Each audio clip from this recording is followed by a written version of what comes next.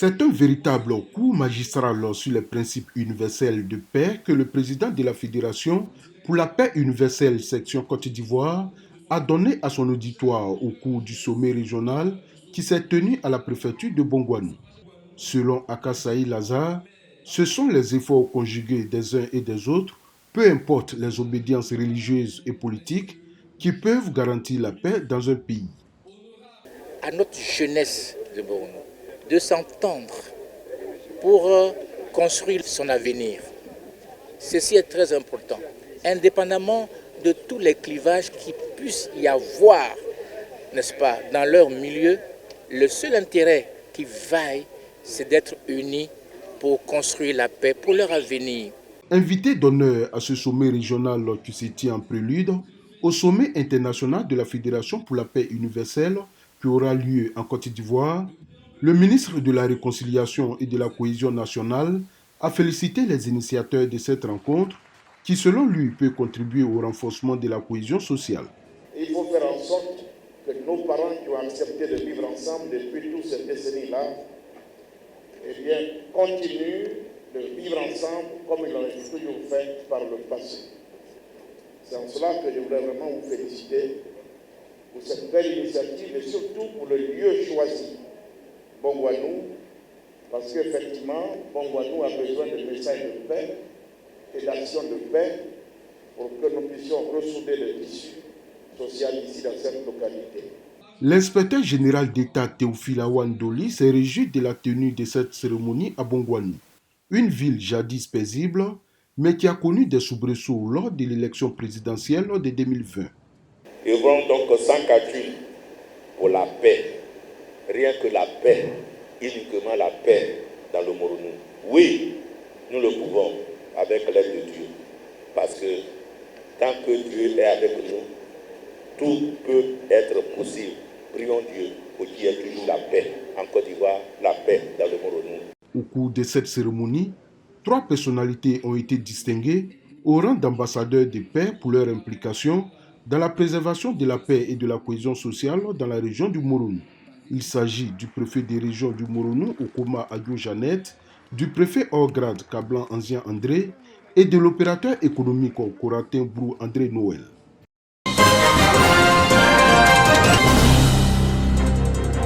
Rosalie, agricultrice d'ethnie baoulé, vit dans un village à baie du département d'Agboville.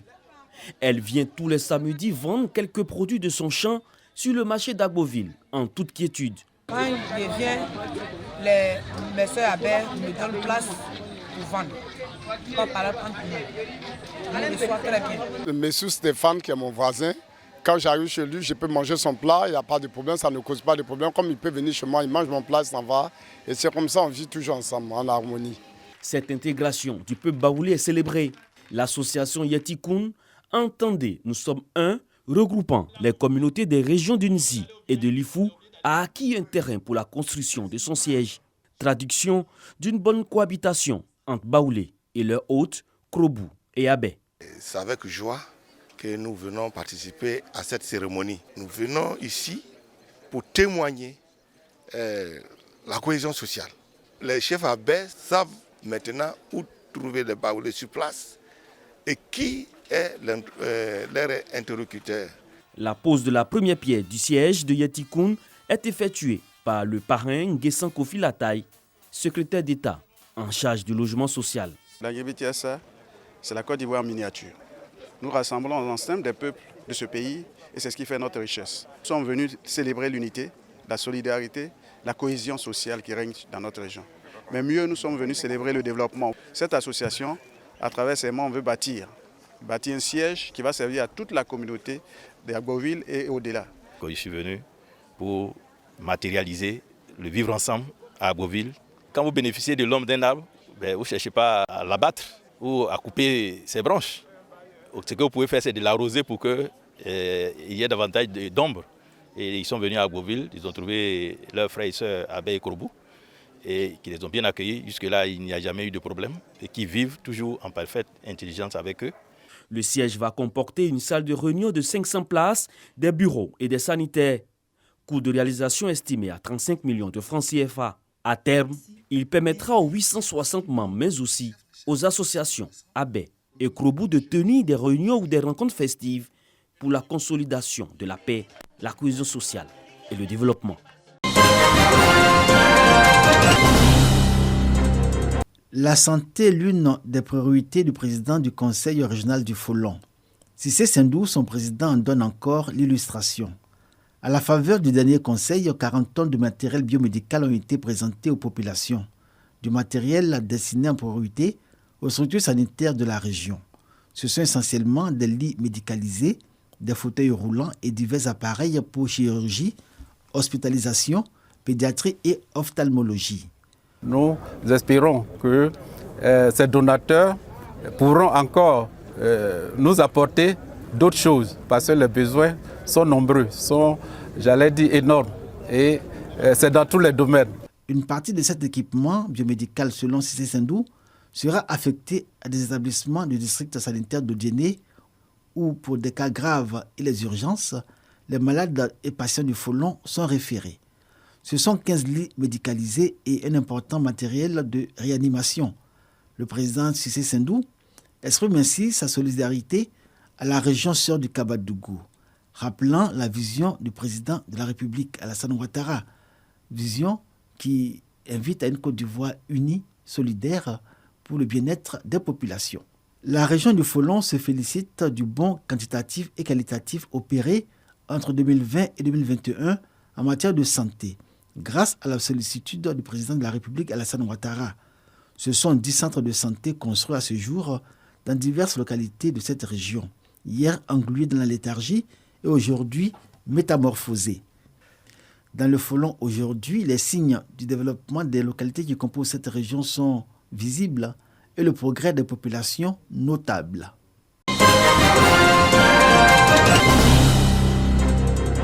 Donner des connaissances nécessaires aux préfets, sous-préfets et maires, connaissances axées sur la vaccination contre la COVID-19 en vue de faciliter leur interaction avec les populations. C'est tout le sens de cette session d'information générale sur la pandémie à coronavirus à San Pedro. L'idée, c'est de leur donner de la bonne information afin que sur le terrain, ils puissent bien évidemment sensibiliser aussi tout ce qui est leader communautaire, acteurs de sensibilisation, pour que l'information puisse atteindre les communautés qui sont véritablement nos cibles. Formateurs et bénéficiaires ont échangé 2 jours durant autour de l'aspect épidémiologique de la COVID-19 et également comment réussir à convaincre toute personne non dépistée et vaccinée à passer à l'action. Tous disent être à présent outils pour mieux faire passer le bon message. Nous sommes à travers cette formation armés pour faire une bonne sensibilisation de nos administrés. Nous allons les inviter à toujours respecter les mesures barrières et aussi à se faire vacciner contre la COVID-19 et ne pas aussi se fier aux réseaux sociaux où beaucoup de fausses informations se diffusent. C'est un atelier assez intéressant qui a permis de donner beaucoup d'informations à ces personnes, de dissiper beaucoup de rumeurs également, parce que la rumeur naît lorsqu'il y a un manque d'informations. Nous encourageons les communautés à organiser des groupes et nous, on fait déplacer les équipes pour aller vacciner, pour être plus proches de ces communautés. Cette année, les autorités sanitaires de la Côte d'Ivoire se sont fixé l'objectif d'enregistrer 16 millions de doses administrées d'ici le 30 juin prochain.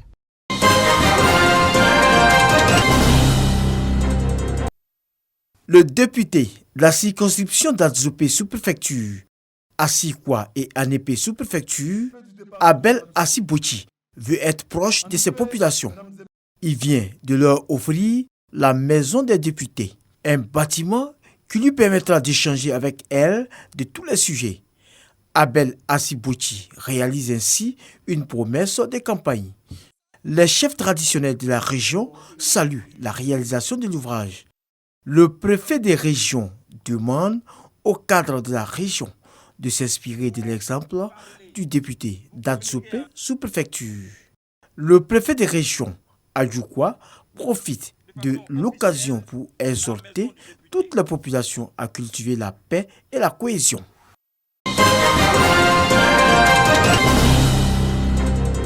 La cour de l'école primaire publique de Dimbokro a abrité la cérémonie de Maoulid 2021, décalée en ce mois de février 2022, comme l'avaient annoncé quelques mois plus tôt les autorités musulmanes de la localité. Ils sont venus nombreux, les fidèles musulmans, écouter le prêche du guide religieux Cheikh Konaté. Dans son sermon, il a invité les musulmans de Côte d'Ivoire et particulièrement ceux de la communauté soufie dont il est le guide à s'inscrire dans le processus de réconciliation et de cohésion sociale engagé par le gouvernement à l'initiative du président de la République Alassane Ouattara en vue du renforcement de la paix. Pour avoir la lumière, il faut d'abord faire la paix avec le Tout-Puissant. Dieu même nous exhorte à aimer le prochain, nous pousse à aider le prochain. Qu'il soit non-musulman ou chrétien ou d'une autre communauté, en tant qu'il est dans le besoin, tu dois le soutenir, tu dois l'aimer. Quand je dis aimer, cela signifie de ne pas le dénigrer. Le Maoulid décalé à Dimbokro était placé sous le parrainage de Fane Mariam, fille de Dimbokro. Elle a salué la venue du guide religieux, une venue bénéfique, a-t-elle dit, pour la communauté musulmane de Dimbokro en termes d'élévation spirituelle. Toute la Côte d'Ivoire parle d'aujourd'hui de cohésion sociale et Dimbokro a besoin de cohésion sociale. Faisons ce qui est bien, ce que nous sentons bien et je pense que nous allons nous en sortir. Ce rassemblement des fidèles musulmans de Dimbokro à la faveur du Maoulid décalé a été un moment de communion au cours duquel le Cheikh Konaté a invité chaque fidèle à méditer sur la tolérance, le pardon et l'amour.